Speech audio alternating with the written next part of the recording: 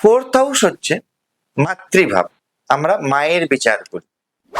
Fourth house থেকে আমরা মায়ের বিচার করি, মায়ের সাথে আপনার সম্পর্ক কেমন যাবে, বা আপনি পরবর্তী সময় যদি কোনো ব্যবসা বাণিজ্য করতে চাইছেন, সেটা কি আপনার নাম রাখবে, মায়ের দিয়ে নাম রেখে যদি সেই ব্যবসাটা চালাতে পারেন তাহলে সেটা খুব ভালো যাবে।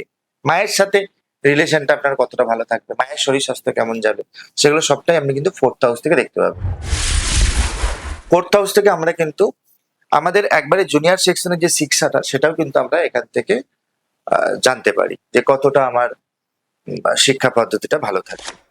ফিফথ হাউস, ফিফথ হাউস হচ্ছে আমাদের সন্তানের ঘর, আমাদের সন্তানের প্রাপ্তি। সেখানে যদি কোনো নেগেটিভ প্ল্যানেট থাকে তাহলে কিন্তু সন্তান প্রাপ্তিতে বাধা, বা সন্তান হবার পর সন্তান বেপথে চলে যাওয়া, অবাধ্য হয়ে যাওয়া, এগুলো কিন্তু বেশিরভাগ সময় আমরা দেখতে পাই।